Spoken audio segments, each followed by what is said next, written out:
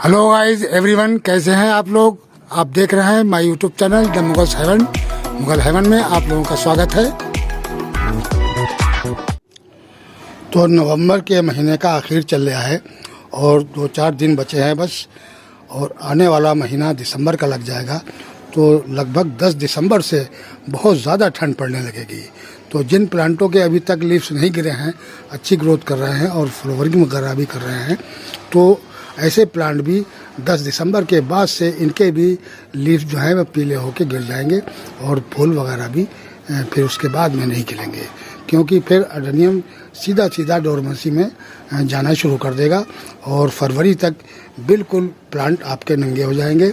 तो फरवरी के महीने में ज़्यादातर लोग प्लांट को प्लांटर से निकाल कर और लटका देते हैं, लेकिन हम नहीं लटकाते हैं। बस एक आध प्लांट को कभी ज़रूरत पड़ी तो लटका देता हूँ, वैसे हम नहीं लटकाते हैं और अपने हम पोट के अंदर ही लगे रहने देते हैं। तो कि हम सिर्फ बस पानी कम देते हैं, यानी पानी कभी कभी डाल दिया, क्योंकि बाहर वो अडेनियम लटकाए जाते हैं जो ज़्यादा पुराने हैं। तो उन ज़्यादा पुराने अडेनियम को तो थोड़ा बहुत लटका भी सकते हैं, क्योंकि ये ज़्यादा शिलिंग नहीं होते हैं, क्योंकि इनके अंदर हड्डी बन जाती है, इनकी यानी इनकी अंदर प्योर गूदा नहीं होता है। और जो छोटे अडेनियम होते हैं तो ऐसे अडेनियम लटकाना नहीं चाहिए, क्योंकि इसके अंदर का जो गूदा है वो शिलिंग होके और कोड़े सूखने लगता है। तो इस वजह से फिर वो सर्वाइव होने में काफ़ी टाइम लेता है। वैसे तो अभी काफ़ी प्लांटों के अंदर फ्लावरिंग हो रही है, हमारे तो 6-7 प्लांटों में हो रही है, और देखिए नए बड्स भी आ रहे हैं। तो इस तरीके से अभी फ्लावरिंग लगभग हो रही है और अभी बड्स भी आ रहे हैं। तो ये बड्स जो है अगर ज़्यादा लेट हो जाएगी, ज़्यादा तेज़ ठंड पड़ने लगेगी, तो ये बड्स गिर भी सकते हैं और फिर आगे के फ्लावर नहीं खिलेंगे। अभी फ्लावरिंग दे रहे हैं तो वो 10-12 दिसंबर तक वो भी बंद कर देंगे और उनके जो बड्स आ रहे हैं वो भी गिर जाएंगे। तो 10-12 दिसंबर तक तो अच्छी फ्लावरिंग अडेनियम करता रहता है। उसके बाद में टेम्परेचर बहुत ज़्यादा गिर जाता है, तो इस बेस पे बहुत ज़्यादा ठंड पड़ने लगती है और ओनली 1-1.5 महीना जो है वो बहुत ज़्यादा ठंड पड़ेगी। वैसे तो 25 दिसंबर से दिन बड़ा होने लगता है और धीरे धीरे 1-1 मिनट रोज़ाना दिन बड़ा होता है। तो जनवरी के ख़त्म होने के बाद में जैसे ही फरवरी शुरू होती है तो हल्की सी गर्मी शुरू हो जाती है, और बल्कि जनवरी के आखिरी हफ्ते से ही मौसम जो है नॉर्मल हो जाता है। और बहुत से लोग जनवरी के आखिरी हफ्ते में भी अडेनियम की प्रूनिंग वगैरह शुरू कर देते हैं और रिपोर्टिंग वगैरह भी शुरू कर देते हैं। और कर भी सकता है इंसान, क्योंकि वो कम टाइम उसको टाइम मिल जाता है 1 हफ्ते का। तो इस बेस पे अगर उसने जनवरी के अंदर आखिरी हफ्ते के अंदर अगर रिपोर्टिंग कर दी और प्रूनिंग कर दी तो उसको थोड़ा 1 हफ्ते का टाइम मिल जाएगा। तो 15 फरवरी तक वो अडेनियम फुटाव भी ले सकता है। 15 से 20 तक ले लेगा ज़्यादा, और फुटाव लेने के बाद में अब उसके अंदर बड्स वगैरह आने में थोड़ा टाइम लगेगा, क्योंकि जनवरी या फरवरी की प्रूनिंग जो है उसके अंदर से लीव्स वगैरह निकलते रहते हैं। अगर इस महीने के अंदर आप प्रूनिंग करते हैं तो इस महीने की प्रूनिंग के अंदर लीव्स नहीं निकलेंगे बल्कि बड्स निकलेंगे। तो जैसी गर्मी पड़ती है फरवरी की तो उसमें बड्स निकलते हैं पहले, पत्ते जो हैं वो बाद में निकलते हैं। तो ये एक फ़ायदा होता है और जल्दी तादाद में ही काम शुरू हो जाता है। यानी जैसी फरवरी की गर्मी बढ़ेगी, टेम्परेचर 20-22 तक पहुंचेगा और फ़ौरन अडेनियम में फुटाव शुरू हो जाएगा, और फुटाव शुरू होते ही सबसे पहले बड्स निकलेंगे। तो इस बेस पे अडेनियम को ज़्यादातर हम इसी महीने में प्रून करने लगे हैं। पहले हम भी फरवरी में ही किया करते थे, क्योंकि ज़्यादातर हम उससे पहले जब तक हमारा कोई चैनल वगैरह नहीं था और ना ही अडेनियम भी मेरे पास कम थे, तो हम लोगों के वीडियो देख के उसी हिसाब से काम करते थे। तो ज़्यादातर सब यही बताते थे कि फरवरी के अंदर पहले हफ्ते में ही इसकी प्रूनिंग और रिपोर्टिंग कर देनी चाहिए।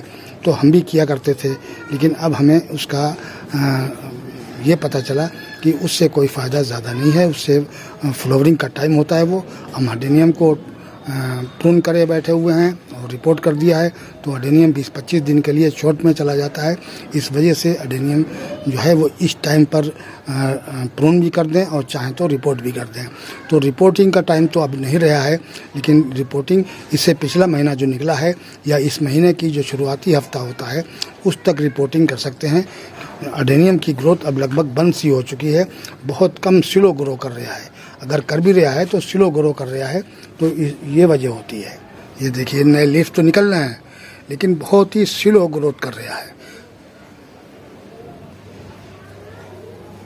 ये देखिए सारे प्लांट लगभग ग्रोथ कर रहे हैं ये इस तरीके से, तो लेकिन ये स्लो ग्रोथ कर रहे हैं, इस वजह से इनका कोई फ़ायदा नहीं है।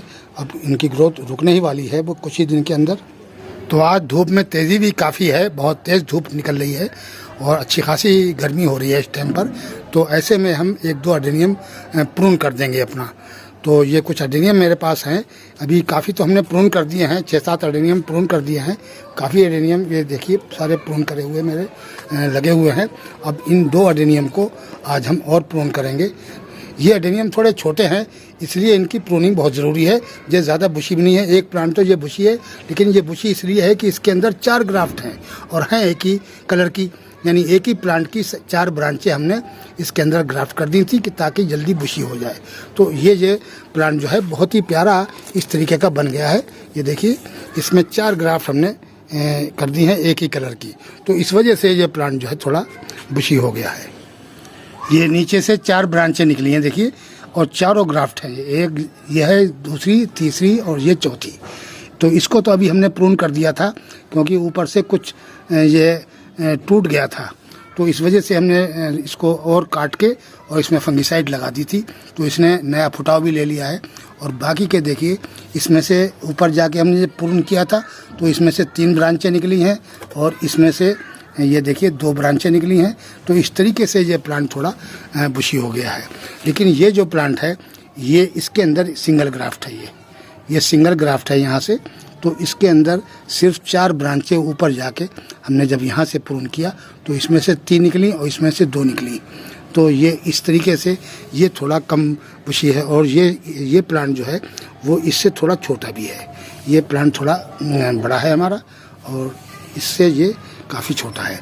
तो इन दोनों प्लांटों को हम अभी प्रून कर देंगे, तो हो सकता है इनके अंदर अभी फुटाव शुरू हो जाए, और नहीं भी होगा तो फरवरी में तो इसका स्टार्टिंग फ्लावरिंग से ही होगी, यानी फुटाव जो लेगा तो फ्लावरिंग से ही इसकी फुटाव शुरू होगा।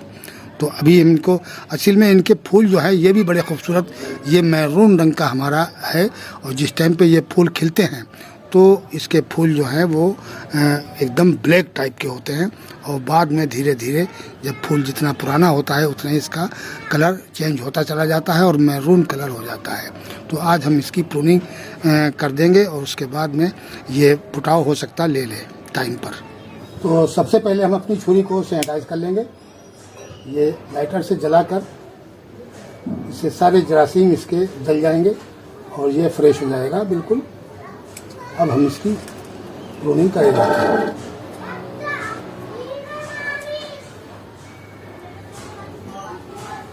ज़्यादा हार्ड नहीं काटना है मुझे, बस इस तरीके से 2-2 इंच के करीब छोड़ना है।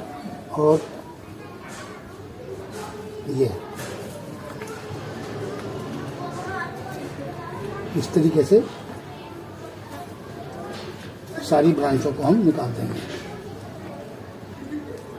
और ये डोरमेंसी भी जा रहा था, ये देखिए इसके लीफ जो हैं वो पीले पड़ने लगे हैं, इसके लीफ जो हैं पीले पड़ने लगे हैं। तो इसलिए इनको इस टाइम पे प्रून करना ज़रूरी था, क्योंकि अब इनका कोई फ़ायदा नहीं है इनकी ब्रांचों का।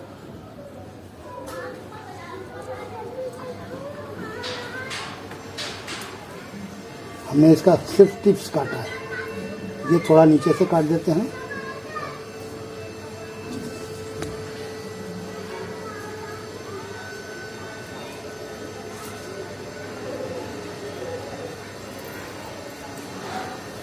ये अगर लीफ जितने रह रहे हैं आपके, इनको छोड़ दोगे तो ये जल्दी नहीं गिरते हैं। और अगर बिल्कुल ऊपर से टिप्स को तोड़ेंगे आप, जैसे कि ये प्लांट है, और अगर इसके ऊपर के टिप्स को आप बिल्कुल ये जो 2-2 3-3 पत्ती दिख रही हैं आपको, ये अगर इस तरीके से ऊपर से ऐसे कर देते हैं तो ये डोरमेंसी में नहीं जाएगा अब, और ये सारे लीव्स मौजूद रहेंगे। ये इसका एक तरीका, बहुत बेहतरीन तरीका है ये। इस तरीके से इसके टिप्स के ऊपर का हिस्सा तोड़ दे तो आगे ये ग्रोथ करना छोड़ देगा, लेकिन ये जो लीव्स हैं इसके, ये डोरमेंसी में गिरेंगे नहीं। अब ये इसमें ये एक तरीके से हमारा प्लांट जो है वो सेफ हो गया है। अब इसका कोई भी लीव्स नहीं गिरेगा और ये डोरमेंसी में नहीं जाएगा और ग्रोथ करता रहेगा। यानी इसके अंदर हम पानी वगैरह भी डाल सकते हैं अपने टाइम के ऊपर, लेकिन ठंड में तो ज़्यादा पानी देने नहीं होता है एडेनियम को, लेकिन लीव जो है इसके अंदर मौजूद रहेंगे तो हम डाल सकते हैं। बहरहाल भरे ना पानी, बस इतना करें आप जब भी दें। तो साथियों, इस तरीके से प्रूनिंग करने के बाद में हम इसके ऊपर ये मोम टपका देंगे कटे हुए हिस्से पर, इसको सील कर देंगे, क्योंकि हम सर्दियों में जब भी प्रूनिंग करते हैं तो मोमबत्ती से ही सील करते हैं उसको।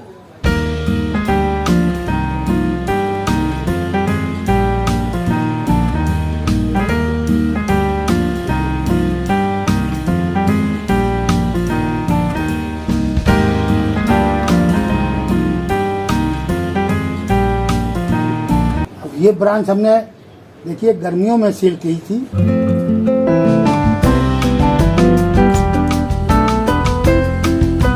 इस तरीके से सील सारी ब्रांचें हमारी हो चुकी हैं। इससे एडेनियम का जो मॉइस्चर है, न्यूट्रिएंट्स का, वो नहीं निकलता है। पानी जो निकलता है एडेनियम का वो फौरन निकलना बंद कर देता है, तो इससे जख्म जल्दी सही हो जाता है और इसकी जो पावर है वो आखिरी टिप्स तक रहती है। और अब ये देखिए, ये तो हमने ठंड के अंदर प्रून किया था तो इसलिए इसमें मोम टपकाया है, और ये मैंने काफ़ी दिन पहले प्रून किया था इसको। अभी हमने इसके ऊपर टपकाया मोम, तो इसके अंदर हमने फंगिसाइड लगा दिया था। ये मोम अभी गलती से हम इसके ऊपर डाल गए, कोई बात नहीं है, तो क्योंकि सारी ब्रांचों में डाल रहे थे तो इसके ऊपर भी पड़ गया। तो साथियों, इस तरीके से आप अपने एडेनियम को प्रूनिंग कर सकते हैं अभी। और अभी गर्मी में थोड़ी तेज़ी है, और जब भी प्रून करें तो दोपहर के टाइम पे करें जब धूप निकल रही हो, और इस तरीके से मोम से सील कर देंगे। किसी किस्म का नुकसान एडेनियम में नहीं होगा, और अपने सही टाइम पर ये जैसे ही गर्मी शुरू होगी ये फुटाव ले लेगा, और हो सकता है थोड़ा बहुत फुटाव अभी भी ले सकता है, क्योंकि कई एडेनियम मेरे फुटाव लेने लगे हैं, तो ये भी हो सकता है कि अभी फुटाव ले लीजिए, क्योंकि अभी 5-7 दिन तो इसके मौजूद हैं, और 8-10 दिन अभी दिसंबर के भी ऐसे रहेंगे कि जिसके अंदर सर्दी कम पड़ेगी। उसके बाद में जाके ठंड जो है वो तेज़ी पकड़ेगी और बहुत ज़्यादा फिर ठंड पड़ेगी जनवरी तक। तो साथियों, वीडियो कैसा लगा? आज के वीडियो में इतना ही। मिलते हैं अगले वीडियो में नए टॉपिक और नए कंटेंट के साथ। अगर हमारा वीडियो अच्छा लगे तो लाइक कीजिए, शेयर कीजिए और सब्सक्राइब कीजिए। शुक्रिया, धन्यवाद।